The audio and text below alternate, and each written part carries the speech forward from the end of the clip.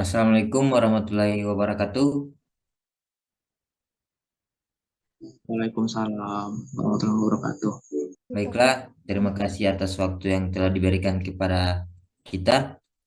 Kami dari kelompok 6 akan mempresentasikan mengenai proses pengujian kekerasan pada logam yang akan dipresentasikan oleh rekan saya yaitu Ashabul Kahfi Hajirian. Pengujian kekerasan bahan. Pengujian kekerasan merupakan teknik untuk mengetahui sifat mekanik dari suatu material yang sering dilakukan berbagai alasannya seperti sederhana dan relatif murah. Tidak memerlukan persiapan spesimen yang khusus dan alatnya yang relatif murah, serta sifat mekanik lainnya seperti kekuatan tarik dapat diperkirakan dari nilai kekerasan. Selanjutnya,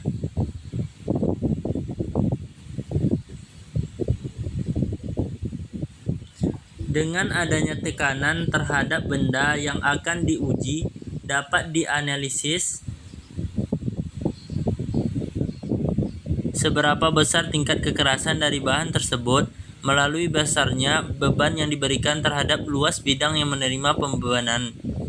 Kekerasan merupakan ketahanan mekanis suatu bahan terhadap pembebanan yang diberikan hingga menyebabkan deformasi yang tetap. Selanjutnya, tujuan dilakukannya uji kekerasan suatu logam adalah untuk mengetahui gambaran sifat mekanis logam tersebut. Sifat mekanis dari logam tersebut meliputi kekuatan, kekerasan, keuletan, kekuatan, kekakuan, dan kelihatannya.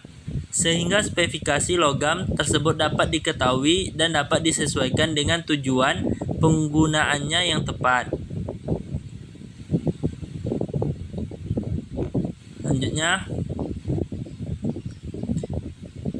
pengujian logam. Proses pengujian logam merupakan suatu proses pemeriksaan bahan untuk diketahui sifat dan karakteristiknya yang meliputi bentuk struktur, sifat mekanik, sifat fisik, dan komposisi unsur-unsur yang ada di dalamnya. Selanjutnya, proses pengujian logam. Proses pengujian logam dikelompokkan ke dalam 3 kelompok metode pengujian, yaitu destructive test atau DT, yaitu proses pengujian logam yang bisa menimbulkan kerusakan logam yang diuji. Kemudian non-destructive test atau NDT, yaitu proses pengujian logam yang tidak bisa menimbulkan kerusakan logam atau benda yang diuji. Kemudian metalografi, yaitu proses pemeriksaan logam tentang komposisi kimianya, unsur-unsur yang terdapat di dalamnya. Kemudian ada destructive test DT. Yang pertama ada gambar uji puntir.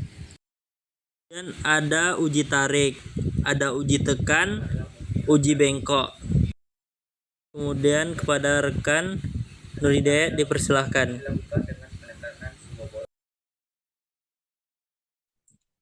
Baiklah, diucapkan terima kasih kepada Ashabul Kahfi. Ya, saya akan melanjutkan pemaparan dari kelompok kita yaitu mengenai non-destructive test atau NDT. NDT itu terbagi dari beberapa bagian. Yang pertama yaitu metode liquid penetran. Yaitu metode ini digunakan untuk menemukan cacat di permukaan terbuka dari komponen solid baik logam maupun non-logam seperti keramik dan plastik fiber. Yang kedua yaitu partikel magnet. Dengan menggunakan metode ini, cacat permukaan atau surface dan bawah permukaan atau subsurface suatu komponen dari bahan ferromagnetik dapat diketahui.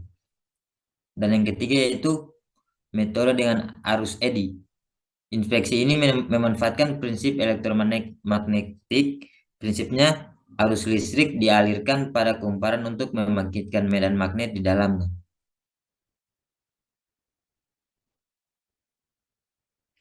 Dan yang keempat yaitu pengujian penyinaran. Dengan menggunakan sinar X, sinar gamma, dan sinar neutron yang memiliki gaya tembus besar melalui benda, memungkinkan untuk mengetahui adanya cacat dari bayangan pada film yang ditempatkan di belakang benda, yang menunjukkan variasi intensitas karena perbedaan absorpsi sinar oleh rongga dan kepada di dalam benda. Yang kelima yaitu pengujian ultrasonik. Prinsip yang digunakan adalah prinsip gelombang suara. Gelombang suara yang dirampatkan pada spesimen uji dan sinyal yang ditransmisi atau dipantulkan diamati dan diinterpretasikan. Dan yang terakhir yaitu pengujian radiografik. Metode NDT ini dapat menemukan cacat pada material dengan menggunakan sinar X dan sinar gamma. Dan berikut adalah contoh-contoh dari non-destructive test atau NDT, yaitu yang pertama liquid penetran, ada partikel magnet, arus eddy, penyinaran ultrasonik, dan radiografik. Baiklah, selanjutnya akan dilanjutkan oleh rekan saya, Johannes. Siap, terima kasih rekan Wahid. Baik, di sini saya akan menjelaskan tentang uji kekerasan hardness test atau suatu logam yang dilakukan secara mekanis statis atau penekanan. Yaitu terdapat 3. Yang pertama adalah Rockwell, yang kedua ada Brinell, dan yang ketiga ada Vickers. Yang pertama adalah uji Rockwell. Uji Rockwell adalah merupakan uji kekerasan Rockwell didasarkan pada penekanan sebuah inditor dengan suatu gaya tekanan tertentu ke permukaan yang ratanya dan bersih. Dan suatu logam pengujian Rockwell menggunakan inditor. Selanjutnya baja diameter standar yang berdiameter 10 mm, diameter 5 mm, diameter 2,5 mm, dan diameter 1 mm. Dan inditor terkerucut intan. Pengujian ini tidak membutuhkan kemampuan khusus karena hasil pengukuran dapat terbaca langsung. Next. Oke, yang kedua adalah uji Brinell.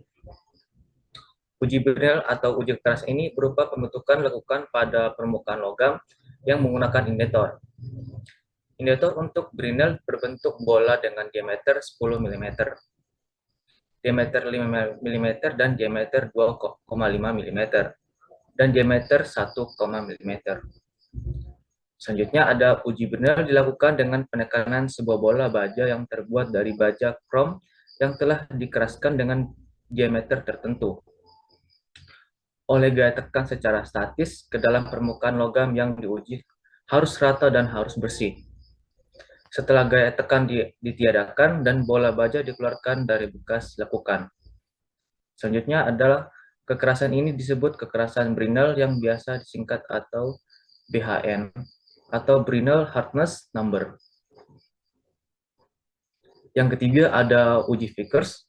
Uji Vickers ini didasarkan pada penekanan oleh suatu gaya tekan tertentu oleh sebuah inditor berupa piramid diamond terbalik yang memiliki sudut puncak 136 ke permukaan logam.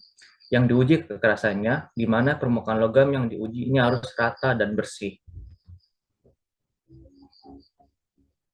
Baiklah, selanjutnya akan dilanjutkan oleh rekan saya, Esther.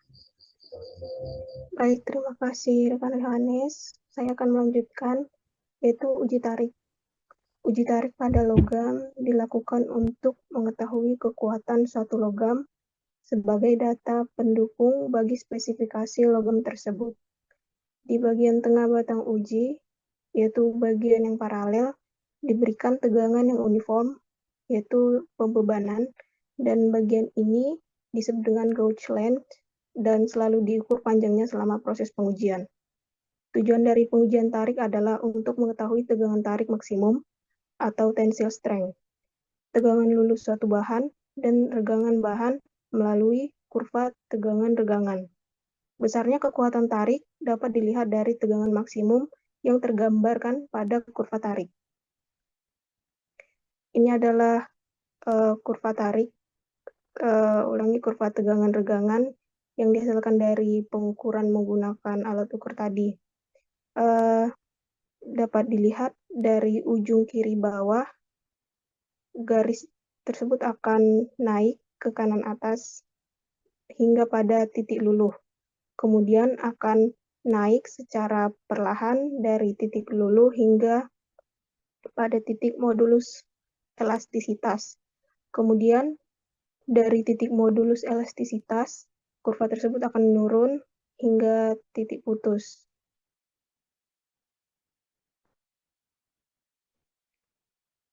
Kemudian adalah metalografi, yaitu adalah pengetahuan tentang bentuk-bentuk struktur mikro suatu logam.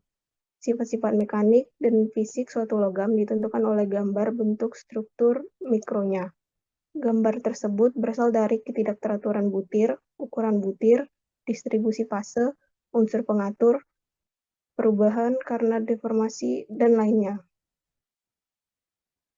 Pengujian secara metalografi dibagi menjadi dua macam, yaitu yang pertama pengujian struktur makro, dan yang kedua pengujian struktur mikro. Pada pengujian struktur makro, yang diamati adalah perubahan bentuk dan ukuran butir karena deformasi atau karena ketebalan kulit pada pengerasan permukaan. Yang dapat dilihat pada spesimennya yaitu benda kerja dilihat cukup dengan mata tanpa alat bantu setelah melalui proses pemolesan dan etsa. Sedangkan pada pengujian struktur mikro, untuk mengetahui bentuk-bentuk fase dan perbandingan komposisi diperlukan mikroskop dengan perbesaran tertentu untuk mengamati benda kerja setelah benda tersebut dipoles dan dietsa. Ini adalah contoh dari hasil pengamatan struktur mikronya, yaitu dengan alat mikroskop khusus yang di sebelah kanan, dan yang kiri adalah contoh dari yang dilihat dari mikroskopnya, yaitu ada aluminium dari ujung kiri atas, kemudian ada baja ferrit, baja perlit, kemudian ke bawah ada grafit lamelar, ada grafit nodul, dan seterusnya dapat dilihat di layar. Baiklah, selanjutnya saya kembalikan kepada rekan Wahid. Baiklah, terima kasih diucapkan untuk rekan-rekan yang sudah membantu. Sekian presentasi dari kelompok kita mengenai kekuatan logam. Apabila ada salah kata, mohon dimaafkan. Sekian, wassalamualaikum warahmatullahi wabarakatuh. Waalaikumsalam warahmatullahi wabarakatuh. Waalaikumsalam. Terima kasih.